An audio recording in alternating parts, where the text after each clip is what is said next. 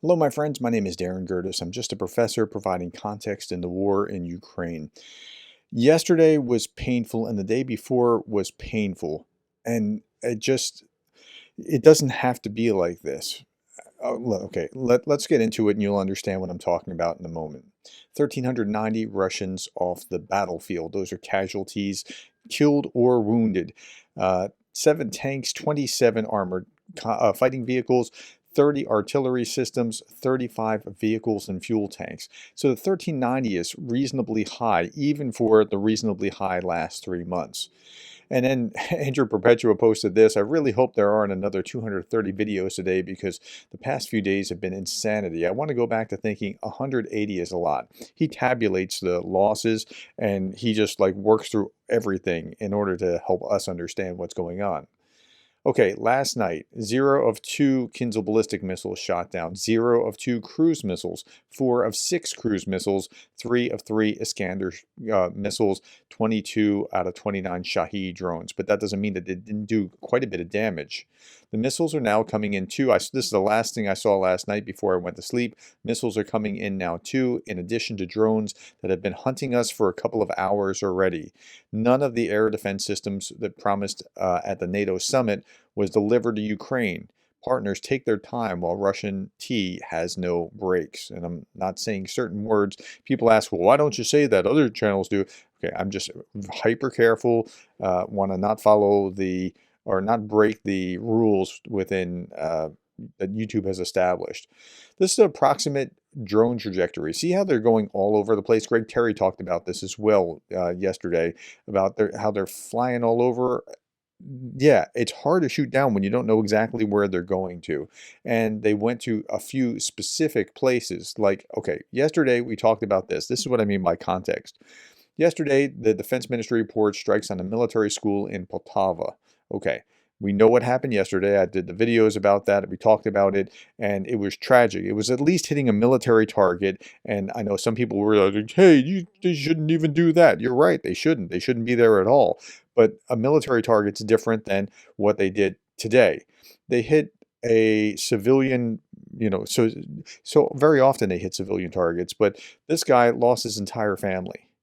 Like, think about that. And everybody will be talking about it. But I want you to understand this in context, that while he lost his entire family, they're no longer there. And the most heartbreaking video that I've seen in this entire war, and I've seen a lot of stuff that I wish I could unsee, was him being tended to outside of the rubble of the house that he was in, being tended to, like the medics are trying to patch him up while they're bringing out family members on a stretcher. Like, wrap that around your mind. Now, I tell you that to tell you this, not just to tell you about his heartbreaking story, but to say this. Like, people were saying, oh, well, they should just move this military school from Poltava. They should just put it somewhere far away. This guy was in Lviv. He was just miles from the border of Poland. And that's where Russia can hit anywhere. And because we don't allow them to strike back. Oh, by the way, and the way that they do this is with a double tap. The Russian fascists double tapped the original strikes on civilians in Ukraine by launching additional missiles at the same targets with a delay to murder the first responders as well. This happened in Lviv this night, and it happened in Poltava yesterday. Russian strikes on Kryvyi Rih. I'm mispronouncing that. I heard Greg Terry pronounce it properly, and now I realize I'm mispronouncing it. Kryvyi Rih. This morning, 5 people injured, women aged 62, 83, and 84 years old, a 70-year-old man, 10-year-old girl. Wow. Wow. So that's what's going on. But, of course, we're not going to allow the Ukrainians to strike back into Russia because, that would be bad. Reuters reported that the U.S. is considering providing Ukraine with long-range joint air-to-surface standoff missiles, but that Ukraine would not receive the missiles for months. It's unclear whether Ukraine would be able to take advantage of the JASSMs' extended range, given that the current U.S. policy restricts Ukraine from using the U.S.-provided long-range precision weapons to strike military targets in Russia. ISW continues to assess that the current U.S. restrictions on Ukraine's ability to use U.S.-provided weapons to strike military targets within Russia and the slow provision of the small numbers of such weapons are actively hindering Ukraine's ability to conduct offensive operations and substantially disrupt Russian operations. Like, our policy is helping Russia. Kirby condemns the Russian attack on Poltava, promises more U.S. aid. Yeah, okay. That's not going to happen. Meanwhile, the Ukrainians are figuring things out. Like this. I showed this video, or actually I didn't show the video the other day. I said I can't show the video. It was wild. I'll pin it below. This was like 2 days ago. I'll pin it below, and it's called a Dragon.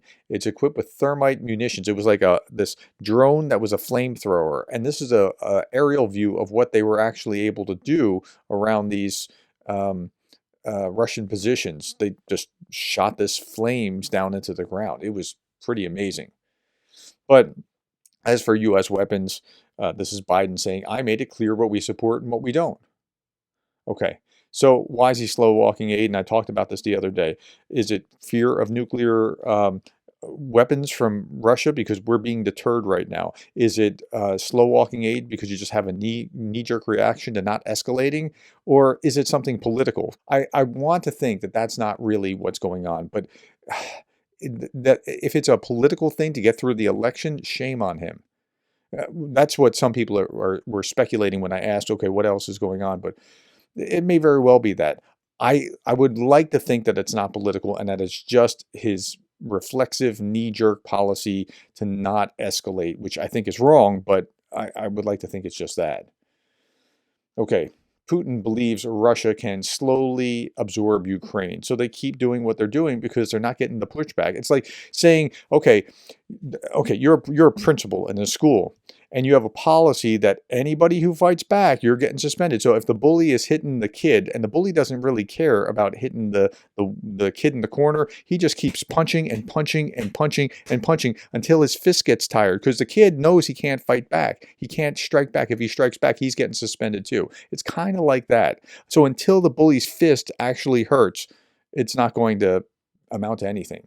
Ukraine's push into Kursk Oblast aimed to create a buffer zone and divert Russia's troops from the front. However, Putin still believes that Russia can slowly subsume Ukraine through grinding advances. And why wouldn't he think so? Because he's not going to get punched back. Meanwhile, the culture in Russia is fascinating here. A Russian colonel who drunkenly sent dozens of mobilized soldiers into an assault in which all were killed was awarded a Hero of Russia medal.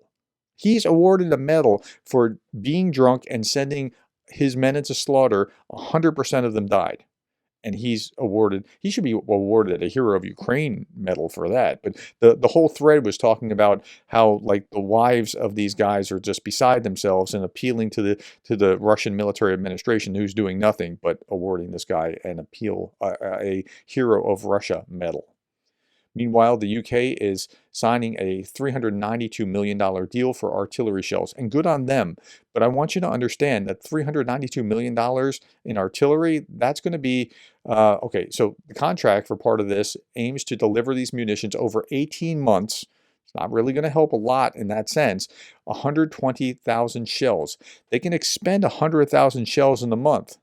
And so $392 million for artillery shells, that means about 3,000 per shell. And again, that's 120,000 shells, and they're going to expend 100,000 in a given month. So you see where we are? You stand by, not with, watching Putin genocide a 40 million nation and allow him to do so. You've failed. Because when you say, we will stand with Ukraine, we're standing by and watching Ukraine being decimated by Russia because we're not allowing them to do this. And meanwhile, Russian propagandists are saying stuff like this. We need to move away from the term nuclear deterrence to nuclear intimidation. The West thinks that we don't have working nuclear weapons. They convince themselves that we don't have all this, that it's all fairy tales. That's why we have to strike not only at Ukraine, but also at the gabbling Nazi scum who are now pretending to be states. Wow. Okay. But, we made our position clearer. Finally, Darth Putin, this is the parody website, says, escalation management, noun. Allowing a nation with nukes to butcher a neighbor without nukes so as to reduce risk of nuclear war, thus driving others to seek nukes lest they be subject to a future escalation management. That's where we are, my friends. Thank you for your time. Thank you for the likes. Thank you for the shares and the subscribes. And thank you for being the kind of person that cares about Ukraine.